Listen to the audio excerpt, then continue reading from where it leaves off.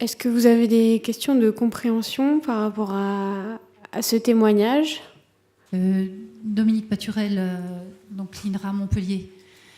C'est extrêmement intéressant ce que vous êtes en train de nous expliquer. Bon, on a d'autres expériences sur d'autres dispositifs, mais qui arrivent à peu près aux mêmes conclusions que les vôtres. Donc ça, c'est quand même quelque chose qui va un peu dans le même sens. On a fait un travail avec le Crous, un peu donc à essayer de trouver une forme d'approvisionnement et en travaillant un peu comme vous l'avez fait.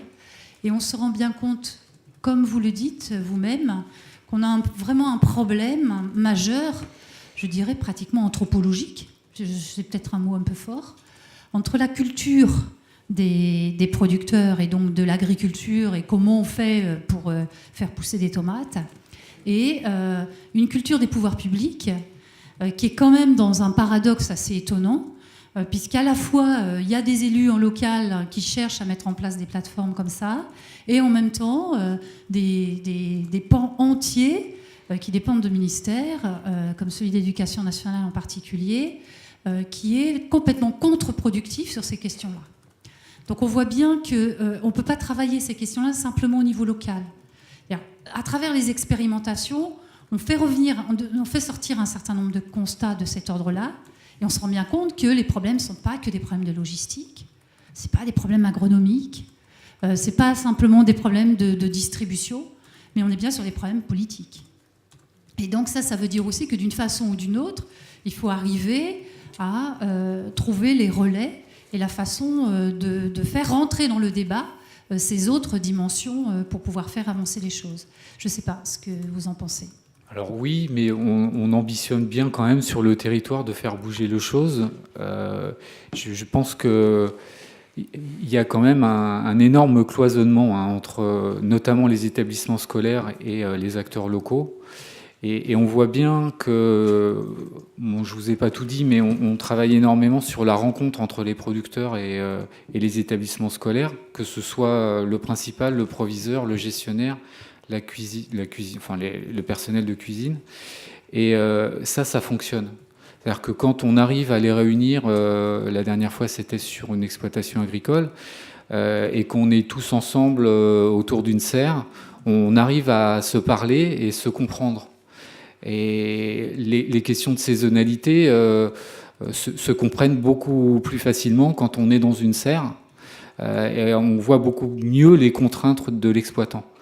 Donc il faut aussi sur les territoires qu'on crée des conditions favorables pour que ces acteurs se rencontrent, parce que rien ne leur permet de se rencontrer sur le territoire. Et donc c'est aussi le rôle de la plateforme de faire ça, de décloisonner. Et un autre élément là-dedans, l'outil Internet, c'est vrai que l'outil Internet, il est pratique. N'empêche qu'une fois sur deux, la commande, elle est faite, mais le coup de téléphone, il part aussi après, parce que les gens ont besoin d'être assurés. Maintenant qu'ils connaissent les interlocuteurs derrière, ils ont besoin de demander si ça se passe bien au niveau de la culture, qu'est-ce qu'il y aura la semaine prochaine. Donc il y a ce besoin de lien, de confiance qu'il faut qu'on arrive à créer sur un territoire. Et ce relationnel, il s'est créé notamment par le biais des rencontres producteurs et restauration collective. C'est pour ça qu'ils cherchent à continuer à avoir ce lien, peut-être. Ouais, je sais pas, je suis pas... Je te pose une colle. Enfin, nous, je sais qu'on l'a vu sur notre territoire. C'est vrai que c'est important qu'ils se rendent compte des contraintes des uns et des autres. Et oui, effectivement, de savoir que des tomates, on ne va pas les commander en hiver. Et après, qu'il y ait ce lien qui se crée, c'est vrai que c'est important, quoi. Et peut-être même ça va dans le sens de développer un approvisionnement local, une sensibilisation de tous ces acteurs. Ouais. Le souci, c'est qui paye ça aujourd'hui. Hein, quand on dit ça, alors il y a bien qu'un pacte sur un territoire pour passer du temps à faire ça, hein. Et des projets comme le locataire. Mais je vous assure que ça marche, c'est pas une vue de l'esprit, hein. Il y a vraiment des choses fortes qui se passent quand vous avez des gestionnaires de collèges qui mettent les pieds sur une exploitation agricole. Certains n'ont même pas de conscience de ce que c'est que l'agriculture biologique, parce que là, la plateforme, Bon, elle livre des fruits et légumes biologiques, mais dans nos établissements, beaucoup sont intéressés par le produit local, pas le bio. Donc ils découvrent le bio aussi, en allant sur une ferme. Et il y a vraiment des choses intéressantes qui se jouent. Là, je vous ai parlé que restauration scolaire, mais quand on travaille par exemple avec un hôpital, c'est une autre dimension aussi, hein. Et les producteurs, ils prennent des choses aussi en pleine face. Hein, quand vous avez une personne qui gère 2000 repas dans un hôpital, et qu'elle gère aussi les achats divers et variés de l'hôpital, ils comprennent bien qu'il faut aller à l'essentiel, etc. Donc ça, c'est vraiment important. Alors Anne-Sophie Bouvray, animatrice à l'association Terroir 44, donc pas bien loin, voisin de... donc nous, on ne travaille pas particulièrement sur la restauration collective, qui d'autres structures sont déjà bien présentes sur ces problématiques, mais en revanche, on a mis en place un service logistique depuis 2010.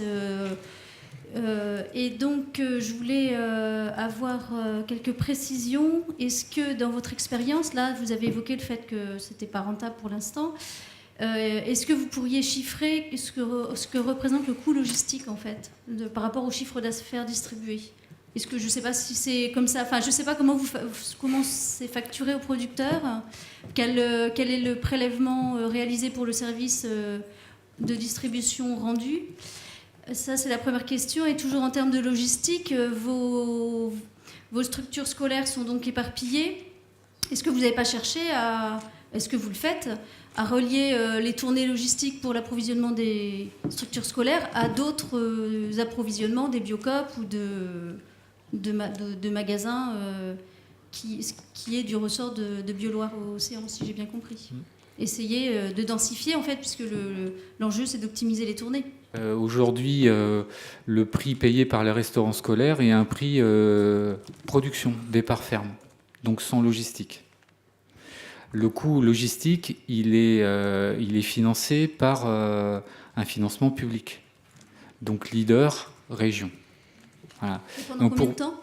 Alors 2 ans. Donc sachant que la région Pays de la Loire a des appels à projets circuits alimentaires de proximité. Et pour vous donner une idée et totalement transparent, en fait, il y a 80 000 euros de financement sur 2 ans. Donc il y a 40 000 euros d'aide publique et vous voyez qu'on fait 16 000 euros de chiffre d'affaires. Donc la rentabilité... l'animation du projet, là. C'est pas uniquement le coût des tournées en tant que tel, c'est l'animation. C'est les deux, c'est l'aspect logistique et c'est l'aspect organisationnel. Donc c'est le coût du service. Donc aujourd'hui, si on nous demande d'être rentable, c'est des 38 tonnes qu'il faut faire circuler, hein, on n'y arrivera pas autrement. Donc cette question de rentabilité, dès le départ du projet, on a été clair en disant qu'on ne serait pas rentable. Les producteurs le savent bien, hein, les chiffres, et ça fait depuis 1997 qu'ils travaillent en groupe sur ces aspects de logistique, ils voient bien qu'on ne peut pas être rentable. Le parti pris qu'on a pris, c'est de se dire on va montrer les choses. Et puis au bout de 2 ans, de toute façon, on ne prend pas de risque. BioLoire Océan, pour vous donner une idée, c'est pas 1% de son chiffre d'affaires aujourd'hui, ce que je vous ai montré là. Donc ça va pas priver le groupement de producteurs d'un revenu si on arrête. Aspire, ils ont plein d'autres chantiers d'insertion. Ça va pas. On est vraiment sur une expérimentation. C'est-à-dire qu'on part en se disant qu'est-ce qu'il faudrait pour que ça marche et qu'est-ce qu'on demande à la fin des 2 ans. Et on va demander. Et si on trouve pas de ressources financières suffisantes, on abandonnera. Alors sur l'aspect de la massification, c'était le parti pris de départ, d'essayer de livrer des noyaux. Après, quand vous avez des établissements qui sont super demandeurs, on préfère partir avec des établissements super demandeurs avec lesquels on n'a pas de problème, plutôt que de raccrocher des établissements, je dirais, à la ramasse, qui vont pas être satisfaits, qui vont toujours nous trouver un argument pour dire que ça va pas. Donc on a plutôt fait ce choix-là d'aller vers les établissements. Alors on est quand même sur un rayon, on va dire, d'une cinquantaine de kilomètres. On s'étend pas plus pour l'instant, même si on a beaucoup de demandes à l'extérieur, on le fait pas. Donc il y a quand même ce souci-là. La question aujourd'hui serait d'ouvrir à la restauration collective hors scolaire. Donc je vous ai parlé des hôpitaux, des maisons de retraite. Alors hôpitaux, c'est très difficile. Maisons de retraite, c'est quasiment infaisable. On n'arrive pas à pénétrer ces réseaux-là. On voit bien que la restauration scolaire, il y a quand même un effet Grenelle, il y a quand même un souci. Enfin, on sait de quoi on parle entre nous. On sait les autres restaurations collectives, la restauration collective d'entreprise, on n'y arrive pas non plus. Donc il y avait cette première cible-là. On a des contacts pour l'instant, ils n'utilisent pas la plateforme. Et puis les autres cibles, ça serait plutôt la restauration commerciale, donc les restaurants sur Saumur. On est un milieu urbain, donc, et le diagnostic de 2010 nous a montré que les restaurateurs sont en attente. Et ce qu'ils souhaitent, c'est une plateforme où ils pourraient voir les choses. Donc on sait que c'est cohérent et qu'on pourrait répondre à cette demande-là. Mais pour l'instant, on n'a pas suffisamment de temps pour le faire. Mais c'est des phases 2, 3, 4, 5, 10. Et donc vous faites bien des tournées pour livrer les Biocop également? Non, c'est que les restaurants scolaires et on livre tout le lundi. Alors, parce que l'activité initiale de BioLoire-Océan, c'est Biocop. Donc là, c'est des plateformes nationales, en fait, c'est ça? Ça part dans toute la France? C'est des plateformes nationales et on est sur des volumes sans commune mesure. Hein. Donc là, il n'y a pas du tout de... Il n'y a pas d'articulation possible. Oui, bonjour, André Desruelles, élu au Parc naturel de Brière. Je rejoins la question politique, là. Nous, on est en train de démarrer une réflexion sur le parc de Brière, sur la restauration collective. On a le soutien de la région, le département, pour effectivement mettre en place une ingénierie qui est menée par le parc et la Chambre d'agriculture. Et lors des premières rencontres, les représentants des producteurs, et maintenant je comprends peut-être mieux pourquoi, poussent en disant le préalable à tout démarrage de l'action, c'est une charte d'engagement. Pour que effectivement chaque acteur dise qu'est-ce qu'il vient faire dans cette affaire et sur quoi il s'engage. Donc je pense que cette réflexion, certains doivent être au courant de la fragilité de votre expérience et effectivement où tout le monde dit a un intérêt particulier, enfin collectif, mais par rapport à sa structure, mais que pourquoi on est là à se lancer là-dedans, quelles sont les lignes conductrices communes, et après comment on s'engage à mettre, disons, à œuvrer pour réussir quelque chose. Et on va démarrer ce travail sur la charte d'engagement. Je ne vous dis pas, ils poussent pour dire on ne fera pas d'autre chose tant que ça n'est pas mis en place. Et je pense qu'on mettra du temps. Même si derrière, il y a une demande forte des intercommunalités de mettre en place un système local organisé. Je crois qu'au niveau du parc, on a cette responsabilité-là parce qu'on a un rôle un peu de médiateur et fédérateur. Et je prends conscience là que c'est le travail préalable qui est politique nécessaire pour que chacun se situe dans une dimension politique, que ce soit des établissements, des producteurs et des collectivités.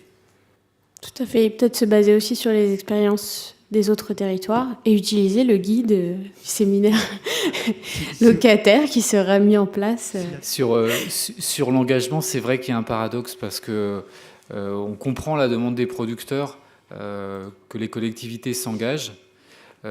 Après, moi je comprends que les collectivités ne puissent pas s'engager tant qu'elles n'ont pas testé. Et on a choisi, nous, sur l'expérience, parce qu'on n'avait pas de risque pour les producteurs, parce qu'il n'y avait pas de risque pour l'association d'insertion, de partir sans engagement. En faisant le pari, et là je ne peux pas encore vous dire ce que ça donne, mais les premières livraisons de 2012 tendraient à prouver qu'on a raison. C'est-à-dire qu'il faut laisser le temps aussi aux établissements de tranquillement se structurer. On pensait que si on partait sur une charte d'engagement dès le départ, ça risquait de les faire fuir, parce que pour eux aussi c'est nouveau. Ça serait leur demander de s'engager pour l'inconnu. Ils ne savent pas comment ça va se passer. Donc je ne pense pas que les producteurs... alors je ne vais pas vous donner de conseils, mais j'entends ce que disent les producteurs. Après, il faut aussi entendre ce que disent les établissements. Et c'est des risques aussi pour eux. Ils ont une responsabilité qui est importante de nourrir bien les gamins. Ils ont des peurs de rupture d'approvisionnement, de ne pas savoir travailler les produits. Donc ça, c'est des peurs réelles. Il faut qu'ils puissent tester. Et donc là, l'idée de la plateforme, c'était ça. Si vous voulez prendre qu'une fois par mois, vous essayez. Et aujourd'hui, on voit qu'en deuxième année, là, je vous disais, on avait 8-9 établissements. Là, on a 15 établissements qui commandent régulièrement. Donc sans doute que cette année d'expérimentation a été bénéfique pour ça. Donc la charte d'engagement, à quel moment on l'a fait, tout est dans la confiance. Si les partenaires se connaissent avant, on peut travailler sans charte d'engagement et voir comment on bosse ensemble. S'ils ne se connaissent pas, il y a de la méfiance et on va demander de l'engagement et ça va freiner les choses. Peut-être effectivement, par rapport à l'expérience sur ton territoire, les points positifs déjà au départ, c'était que les producteurs étaient déjà organisés, déjà bien soudés, déjà bien structurés. Et ça, c'est sûr que c'est pas donné à tous les territoires.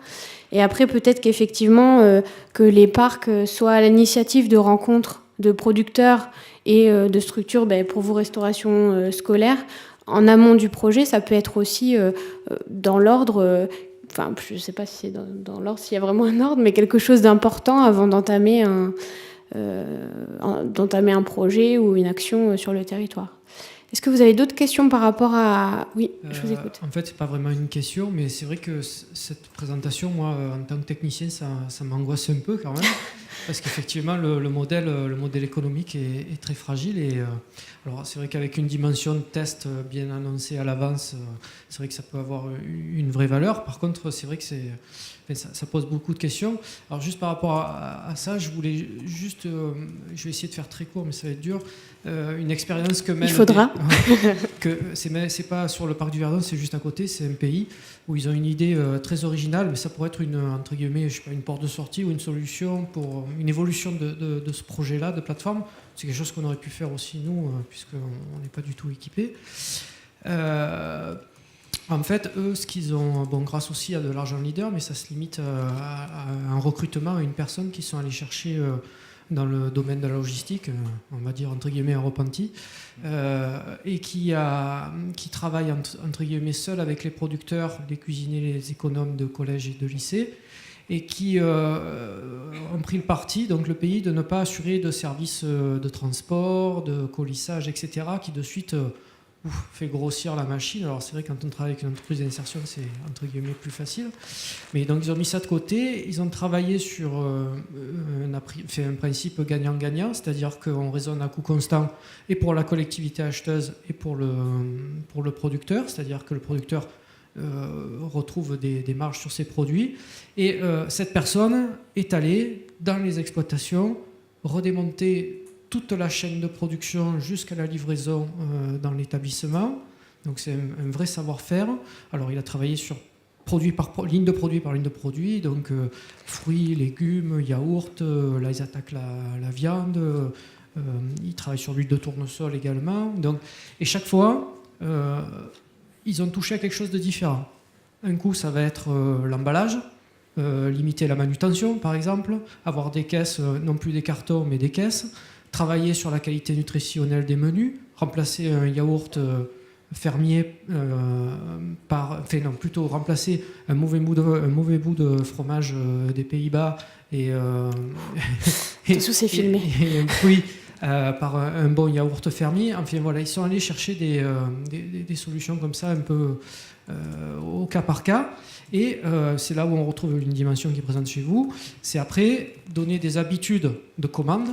C'est-à-dire que ça, voilà, c'est pas garanti. C'est-à-dire que le cuisinier, le gestionnaire de l'établissement, se crée une relation avec le producteur. Le producteur, dans le meilleur des cas, ils sont regroupés à 2-3, ils assurent la livraison eux-mêmes, ou ils le font tout seuls.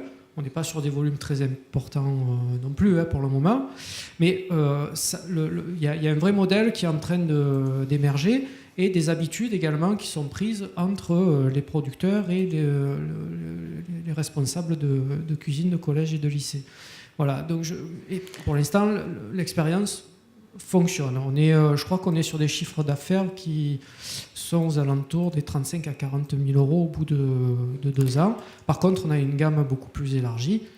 puisque je disais, on a de la viande, on n'a pas que des fruits et légumes. Et comment ça se passe au niveau de la logistique? Vous n'avez pas de structure physique, pas de plateforme? Non, c'est les producteurs qui directement livrent les cuisines. Donc chaque producteur, en fonction de la demande, va répondre Oui. s'il y a une commande sur de la viande. Il n'y a pas de site internet, donc c'est des fil. habitudes de travail. Il y a beaucoup de cuisiniers qui aiment encore travailler comme ça. C'est pas dans tous les établissements, pas tous n'ont l'attitude pour passer des contrats de gré à gré. Hein, voilà, d'ailleurs, il y a une dimension marché public aussi à travailler derrière. Oui. Attention, tout n'est pas rose, mais ça fonctionne. Voilà. Alors, ça paye pas encore le boulot du logisticien. Donc c'est pas pérenne, mais petit à petit, au fur et à mesure que les volumes de commandes augmentent, ça le devient. Et pour ça, vous avez mis en place un catalogue? Oui, effectivement, aujourd'hui. Donc l'outil, c'est un catalogue? C'est le pays de Haute-Provence, hein, mais il y a un catalogue qui maintenant est en train d'être constitué. Oui. Et vous dites qu'il y a une personne donc, qui est en charge de... Oui, une. Oui. D'accord. Et au niveau de la mise en commun des prix, ça s'est passé comment pour les produits? C'est ce que je dis, c'est un travail produit par produit, producteur par producteur. Donc, ils regardent les prix. En fait, ils se basent sur les prix d'achat qu'ont les collectivités dans le cadre général. Et ils ont réussi à s'aligner? Ils arrivent à s'aligner, voire à être en dessous. Je veux dire, il ne faut pas croire, les grossistes, je ne vais pas les citer, mais par exemple, sur une cagette de pommes, selon la saison, Borchamp, ils sont plus chers que le petit producteur du coin. Hein. Faut pas... Enfin, là, ça s'est présenté. Voilà. D'accord. Et c'est vrai aussi pour la problématique viande? Sur des centimes, hein, attention. Hein. Oui, j'imagine bien. Je viens vous croire que c'est pas des zéros. Ça, c'est une différence avec chez nous, c'est-à-dire que les producteurs proposent leurs prix et des prix rémunérateurs, et il est hors de question que ce soit le restaurant qui fixe les prix. C'est-à-dire c'est à prendre et à laisser. Et là-dessus, ils sont très clairs, les producteurs. C'est un coût de production. Et ils communiquent positivement vis-à-vis des restaurants scolaires. Ils disent, si vous nous achetez les légumes à ce prix-là, nous, on s'en tire. Oui, ça, je suis d'accord. Et c'est important aussi dans les rencontres producteurs et restauration collective de comprendre l'aspect prix. Et moi, je pense que sur mon territoire, quand on a présenté aux producteurs les prix pratiqués, proposés par les grossistes en restauration collective, ils nous ont dit, par exemple pour une saucisse, la productrice a dit « mais moi, je nourris même pas mon animal à ce prix-là, quoi ». Donc, après, c'est l'aspect prix. C'est peut-être un petit peu en dehors du débat articulation offre et demande, mais merci pour votre intervention. On va prendre une autre question. Oui. Oui. Sylvain Allemand, d'abord merci, ça m'a beaucoup stimulé. Et je ne sais pas pourquoi je me trottais dans la tête l'histoire de la télécommande. Parce que historiquement, la télécommande qui nous permet de changer de chaîne était destinée aux handicapés qui ne pouvaient pas se déplacer jusqu'à leur poste de télévision. Et on sait le succès que ça a rencontré au-delà de la catégorie des handicapés. Alors, pourquoi je pensais à ça? Parce qu'en fait, je me demandais si au fond, ce système extrêmement sophistiqué et qui peine à s'imposer pour améliorer l'approvisionnement des restaurants ne pourrait pas être étendu à la relation des producteurs, entre les producteurs et les communs des mortels. Moi, personnellement, je serais très intéressé de connaître l'état de l'offre de mon maraîcher préféré pour y aller au bon moment, récupérer mon kilo de pommes de terre, que sais-je encore. Je vais juste apporter un témoignage en fait, dans ce sens-là. Je ne sais pas si certains d'entre vous connaissent le site de La Ruche qui dit oui. Voilà, donc c'est un site en fait qui met en relation donc, des consommateurs et des producteurs, et c'est via un responsable de ruche donc qui organise sa communauté de consommateurs. Et là, c'est vraiment aussi le producteur qui fixe ses conditions, c'est-à-dire qu'il dit ben voilà, moi cette semaine, je peux vous fournir 100 kilos de pommes à 2 € le kilo, et je me déplace chez vous uniquement si je fais tel chiffre d'affaires. Et donc sur le site, en fait, les consommateurs passent commande, ils ont un petit curseur, on voit où en est l'état des commandes. Et quand le petit curseur atteint les 100 kilos de pommes, enfin en tout cas le chiffre d'affaires qu'avait exigé le producteur, La Ruche a dit oui, et donc la vente peut se faire.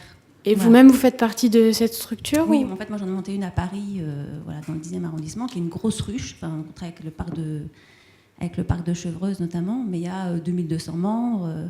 On fait 10 000 € de chiffre d'affaires à chaque vente. Enfin, voilà. Et les producteurs, il y en a une quinzaine à peu près. Au niveau logistique, comment ça se passe? par rapport à cette Alors en structure? fait, ils s'organisent entre eux, c'est-à-dire qu'ils sont à peu près... donc on a une grosse base dans la vallée de Chevreuse, on en a une en Picardie, et on en a une un peu plus au nord, et une dans le Loiret aussi. Et donc en fait, les producteurs s'organisent entre eux. Donc il y en a un dans le Loiret, par exemple, qui va faire la tournée de 8 producteurs. Donc lui, il va ramasser chez les uns et les autres les produits. Dans la vallée de Chevreuse, ils s'organisent à 3, donc il y en a un qui va venir dans la ruche de Paris 10, un autre qui va aller dans la ruche de Paris 13, un autre qui va aller à Versailles. Enfin, ils s'organisent comme ça. Ça s'est fait de manière un peu pas forcément très organisée au départ. C'est eux qui se sont dit bon ben on va mutualiser. Et puis l'idée maintenant avec la ruche qui dit oui, donc c'est d'essayer de trouver un outil. Il y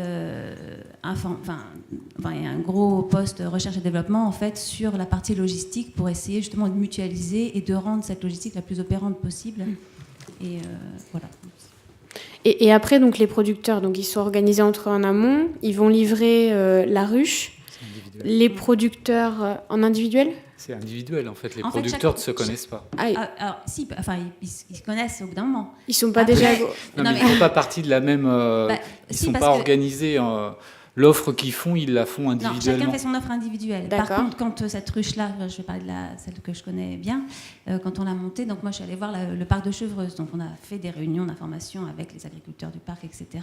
Et après, eux ont décidé de se structurer entre eux. Il y en a un qui a dit bah, écoute, moi je viens, D'accord. moi je vais venir, peut-être tu viendras 3 semaines plus tard, et toi dans 2 mois. Enfin voilà, ça se. Mais Et donc chacun- ensuite, ils livrent la ruche et Voilà. après, Ils font la les distribution. particuliers viennent commander sur le site En fait, internet. les particuliers commandent en amont. C'est-à-dire ils commandent par exemple le samedi, ils ont jusqu'au mercredi soir pour commander, et la D'accord. livraison se fait le samedi d'après. Voilà, il y a une semaine toujours de battement. Voilà. Et le consommateur vient chercher directement la ruche. Voilà. Et le D'accord. producteur est présent pour faire la distribution. Ah, il y a quand même un lien avec Ah oui, le oui. producteur. Ah oui, il y a un vrai lien avec le producteur. Mais Ok. ça permet de gérer, d'abord, de ne pas travailler à perte, parce qu'il n'y a aucune subvention, et voilà, donc c'est un système économique un peu, avec une dynamique privée. Donc voilà, il n'y a pas de subvention, donc le producteur ne vient que si c'est rentable, c'est lui qui fixe les conditions de rentabilité. Et voilà, et après la logique s'organise, mais on se rend compte, parce qu'ils sont globalement très contents de ce système-là, mais ils disent bon voilà, il faut quand même qu'on arrive à trouver quelque chose de plus optimal en termes de logistique. Parce qu'il y en a qui viennent de 30 km, mais d'autres qui viennent de 150, et du coup c'est... Mais tous les systèmes qu'on décrit là ont leur intérêt. En fait, à chaque fois, la question qu'on se pose, c'est sur la fonction de la distribution. Aujourd'hui, sur les territoires, qui assume ça? C'est-à-dire qu'on a des dispositifs type AMAP où c'est partagé entre consommateurs et producteurs, la logistique. Souvent, il y a des déplacements de la part des deux. Vous allez avoir des systèmes où c'est plus les consommateurs qui vont se déplacer, donc c'est le type marché. Vous allez des fois avoir les producteurs qui livrent, ou alors vous allez avoir une fonction de distribution qui est déléguée à quelqu'un d'autre. Et ce distributeur, chez nous, c'est une association d'insertion. Donc est-ce que ça, c'est l'avenir? Est-ce qu'il y a d'autres structures qui veulent jouer ce rôle-là? On parlait des CUMA. Quid des CUMA dans l'histoire? Est-ce que elles ont l'habitude de gérer du matériel pour le compte? Les frais de matériel, ça les connaît. Donc peut-être que c'est des choses qu'elles pourraient faire. Donc toutes nos interrogations, elles tournent autour de ça. La logistique, comment on fait, qui doit l'assumer et qu'est-ce qui est durable? Après, il y a sans doute un mix à trouver. Voilà. Parce que là, par exemple, les producteurs sont présents, mais il y a tellement de monde que les membres donnent aussi un coup de main. Ils sont toujours épaulés par un membre. Et puis, il y en a un qui va prendre des étudiants aussi, parce que, pareil, il faut que ça débite. Ça peut, je pense qu'il y a des choses qui peuvent se mixer. Et les paniers du Val-de-Loire, qui sont aussi une structure d'insertion, font aussi cette logistique partagée pour livrer les Parisiens notamment. Donc, je pense que tout ça c'est pas excluant, quoi, à mon avis, il y a moyen de trouver des synergies. Ouais, je vais revenir sur l'expérience de Terroir 44, enfin plus exactement de Terroir sur la route, puisque c'est comme ça qu'on a intitulé notre projet. Donc là, il s'agit bien de la logistique uniquement et pas de la commercialisation, puisque chaque producteur garde ses propres circuits de commercialisation. Donc ça peut être pour certains des magasins de producteurs, des magasins à la ferme, des magasins de la restauration collective, des commerces de proximité. Et donc, nous, ce qu'on a cherché à mettre en place, c'est un service mutualisé pour limiter le temps passé par les producteurs sur les routes à la fois pour leur dégager du temps que du coup ils peuvent récupérer à la production sur la ferme, et évidemment pour, comme vous venez de le dire, dans un souci environnemental, pour des économies d'énergie. Donc le système qu'on a mis en place en 2010 a fait suite à une étude qui a mobilisé des étudiants en logistique qui ont donc examiné les tournées de chaque producteur, les besoins, les coûts kilométriques, les dépenses énergétiques. Et donc, on a mis en place 2 tournées par semaine grâce à la mise en place d'un contrat aidé au départ, proposé par le Conseil général, qui est arrivé à son terme là en septembre dernier. Enfin, septembre, on y est encore d'ailleurs. Et pour aller dans le sens évoqué à l'instant, c'était comme, pas BioLoire Océan, mais votre plateforme qui n'a pas de nom, c'était une structure informelle. Donc, à cheval sur Terroir 44, qui a embauché la salariée, et la CUMA de la Terre à l'Assiette, qui a mis à disposition son camion. Et là, on est en pleine phase de transition, puisque notre projet maintenant a rejoint la CUMA. Et on a créé une section de la CUMA, qui est un atelier de découpe, sachant qu'on ne peut pas, a priori, bon après, il y a peut-être des évolutions possibles, mais a priori, créer une CUMA logistique, ça ne fait pas partie des prérogatives des CUMA. On n'aurait pas forcément l'agrément pour créer une CUMA purement logistique, mais dans le cas d'une CUMA existante, ça ne posait pas de problème. Donc voilà, donc là on est en pleine phase d'essayer de pérenniser, d'optimiser ce service pour qu'il arrive à sa rentabilité sans aide à l'emploi. Là actuellement il y en a encore une et ainsi ça fonctionne. Donc je posais la question des coûts, puisque ce qu'on peut dire c'est que nous on cherche à ne pas dépasser 10% du prix, enfin du chiffre d'affaires transporté, facturé au producteur pour sa livraison. Ce qui pour l'instant on est plutôt à 9, mais bon c'est vrai que si l'aide à l'emploi s'arrête, voilà, ça sera plus difficile. Après on est aussi convaincus, et votre expérience le montre aussi, que pour ces projets vraiment innovants qui essayent de remailler le territoire là où tout a été fait pour les circuits longs et les filières internationales, c'est un travail de fourmi, d'expérience, et on a vraiment besoin du soutien des collectivités pour ça. Et donc, juste pour... on évoquait les freins, les difficultés culturelles, d'habitude liées aux restaurateurs. Nous, ce qu'on rencontre aussi au niveau de notre service, pour convaincre les producteurs de le rejoindre, ceux qui en font partie sont totalement convaincus de l'intérêt, de la pertinence du système. Ils ont gagné en organisation du travail. Voilà.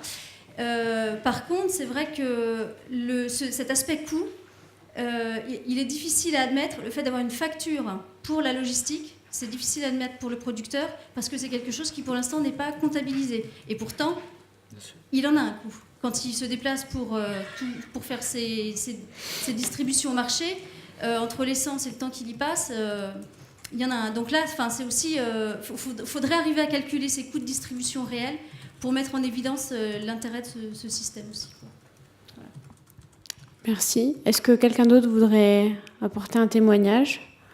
Peut-être qu'on pourrait se poser l'intérêt de la création d'une plateforme. Est-ce que sur vos territoires, vous avez mis en place des plateformes ? Est-ce que vous avez utilisé d'autres outils ou d'autres moyens pour articuler l'offre et la demande ? Est-ce que vous êtes en projet pour monter quelque chose sur vos territoires ? Génie de la Chambre d'agriculture de la Seine-Maritime. Donc nous, en Seine-Maritime, on a une expérience, c'est une association de producteurs pour la commercialisation en collectif des produits fermiers.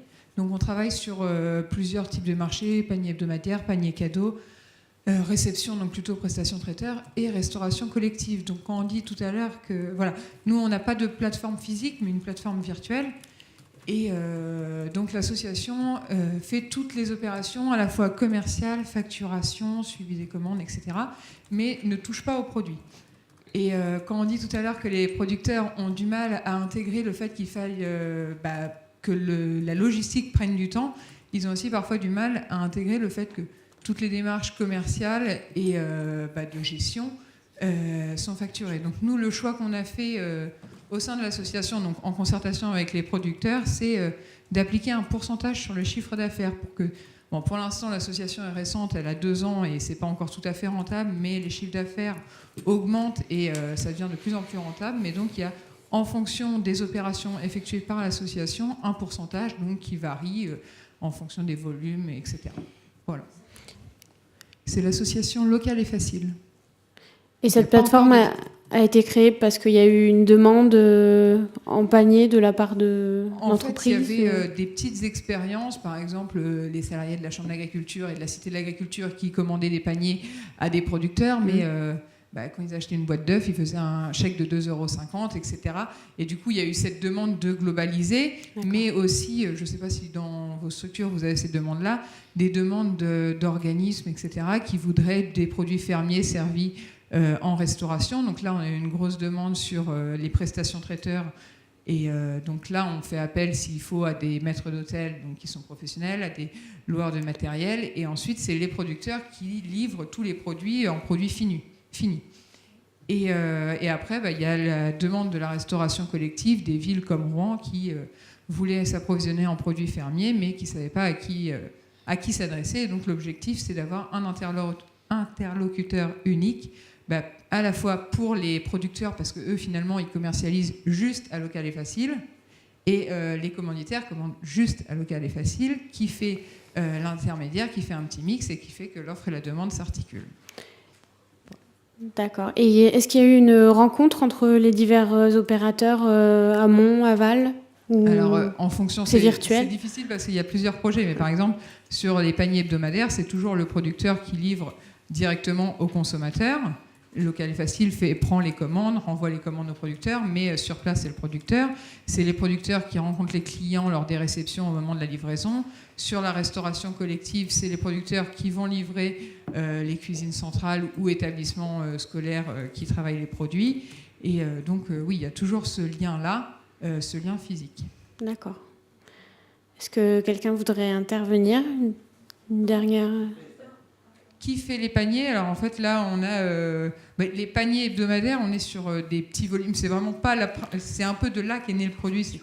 Le projet c'est historique, mais là les clients vont commander des paniers de produits laitiers, des paniers de légumes, des paniers de viande, et finalement ils vont avoir un panier de produits laitiers, un panier de viande, etc. On n'a pas de panier global, mais par contre après sur les paniers cadeaux, là ça dépend. Soit le client on va pas appliquer le même prix, si le client commande c'est 300 terrines, 300 bouteilles de cidre, ou s'ils commandent des paniers tout faits. Alors là, on a eu des cas où c'est les producteurs qui les font, ou parfois les animateurs de l'association. En fait, tout dépend des volumes, des lieux de livraison. Il y a vraiment, l'objectif, c'est de s'ajuster, et l'association cherche son organisation aussi. Enfin, voilà, depuis 2 ans, ça s'est bien développé, bien structuré, mais ça bouge beaucoup, les demandes bougent beaucoup, donc on s'adapte. Merci pour votre témoignage.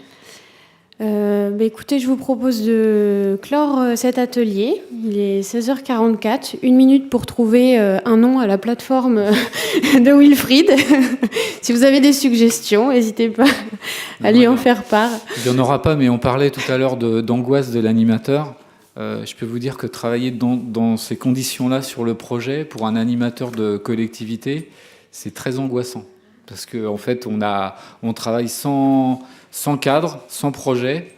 Et heureusement que mes élus me suivent là-dessus. Parce qu'effectivement, moi, la première chose que j'ai demandé, c'est d'avoir un cadre. Je leur ai demandé de réfléchir à un CIC. Ils m'ont dit d'emblée, ton outil, tu le remballes. Nous, on fait au moins cher et ce qui marche. Et finalement, ils ont raison. C'est comme ça que ça fonctionne le mieux. Mais c'est vrai que nous, en tant qu'animateurs, quand on accompagne des projets, on aime bien le cadre quand même. On s'aperçoit même plus du cadre qu'on a. Mais on l'a, parce que quand on vous dit de travailler en dehors du cadre, vous êtes mal à l'aise. Donc c'est que le cadre, il est là. Donc je pense qu'il faut qu'on soit aussi soucieux de ça. On se dit qu'on est à l'écoute. Est-ce qu'on est vraiment à l'écoute ? Et est-ce qu'on n'est pas en train, quelquefois, dans nos actions, de caler un cadre sur des expériences qui sont en émergence ? Ça, c'est un vrai risque. Merci Wilfried, merci. Ah, c'est beau, c'était beau. Tu pourras te re-regarder. Bon, merci beaucoup pour votre participation à cet atelier. J'espère que ça vous a plu, que ça apportera des choses sur votre territoire. Et n'hésitez pas à consulter le guide qui sera fait à l'issue de ce séminaire. Voilà, je vous souhaite une bonne fin de journée, bon retour chez vous et dans vos familles et vos territoires respectifs. Ah pardon, il y a un temps de conclusion, excusez-moi. Pour ce qui me concerne, je vais vous laisser. Et voilà, bonne soirée.